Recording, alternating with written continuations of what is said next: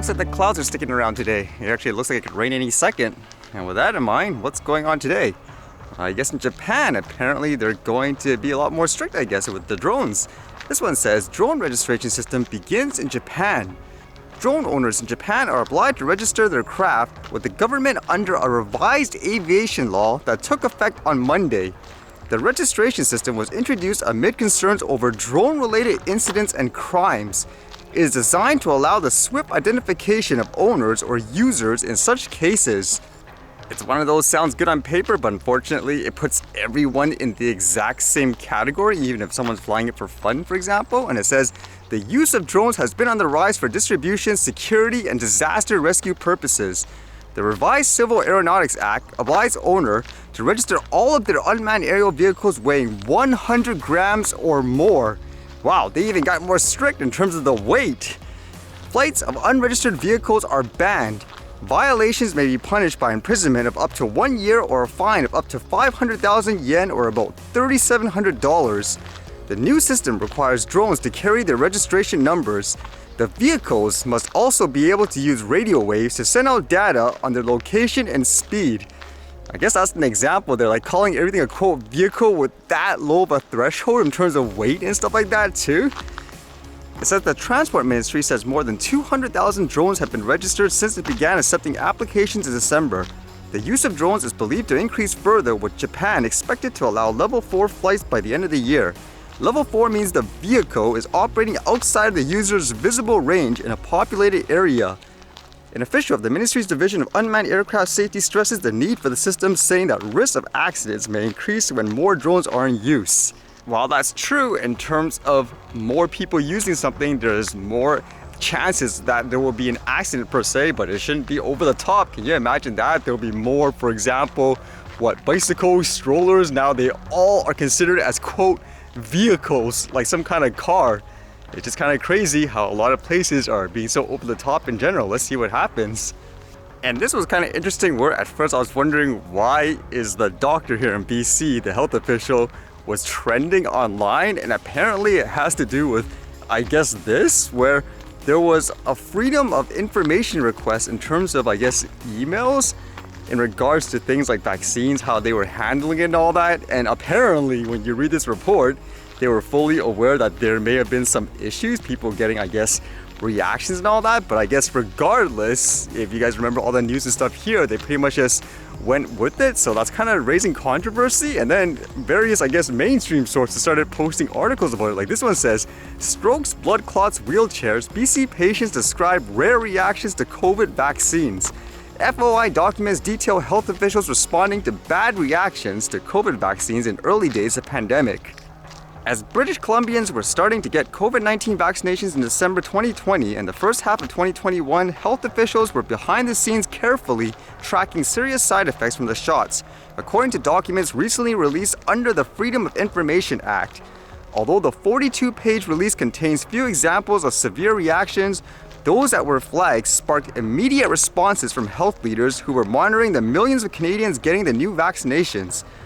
A June 7, 2021 email to Dr. Bonnie Henry, BC's provincial health officer, revealed that a person in the Interior Health Region suffered a severe stroke after getting the Pfizer vaccine, which was deemed to be an adverse reaction to the shot. And with this, there were a lot of redacted information, it seems, in terms of who was sending it and all that. Like, for example, it says Henry asked officials to follow up, but Interior Health's detailed response was also erased from the FOI documents, so it is difficult to tell whether this was an isolated case. I did read through all the emails too, and as they mentioned, a lot of it is redacted, so it's kind of hard to make some kind of conclusion. But I think what people will do with this is they'll try to use this information for what they have and then try to compare it to what all the official announcements were. Because one thing I would wonder in general, like for here in Canada, a lot of people were actually, let's just say, restricted in many ways. For example, flights and travels and all that in terms of vaccines, or some people saying they were essentially threatened, if that's what you want to say anyways, where if they didn't get the vaccine, then they would be fired from their jobs. So a lot of them took it because of that. And in this case, if they are fully aware that people are having, let's just say, reactions to it, I don't understand how you could mandate it in general per se, because if even one person can die like in that way, isn't it too risky? Because the only way you can tell whether or not they're going to be, quote, I guess, allergic or whatever to it is if they take it. So wouldn't that kind of be like saying, okay, because you think, I don't know, peanuts are really good, you're going to mandate every piece of food has to be made with peanuts, even though there could be people allergic to it? Like, wouldn't that just mean, okay, you shouldn't do that, let people make a choice per se?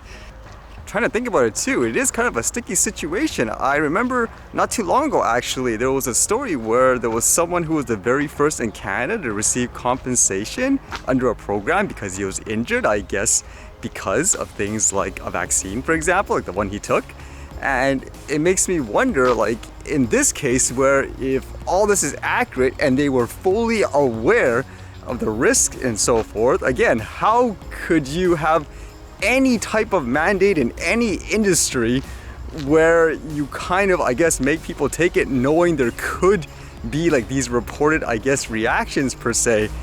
Now, I can imagine the technicality would be, well, we technically didn't force you to take it, we just took away your rights, for example, like here you couldn't fly and so forth. Or someone could say for a job, well, technically I didn't threaten to fire you or so forth, I'll just cut your hours, or we just won't hire you in general. I don't know how you can, I guess, go with that technicality in this case. So it'll be kind of interesting to see how this plays out. It makes me think too, if this is all accurate and all that, would say a platform have any type of liability? Because if they're, say, censoring views, because in the past, not too long ago, probably still is now, where for a lot of people, if they say they had any type of reaction, it's, oh, you're banned. So let's just say they suppressed information in that way and it ends up being like, I don't know, quote, true in terms of people having these types of reactions. Would they be held liable? Because I even said before, you could argue, well, you're protecting people in that way of, quote, misinformation, but what happens if it's the other way around? Like you're blocking information that could have saved someone's life too in this way.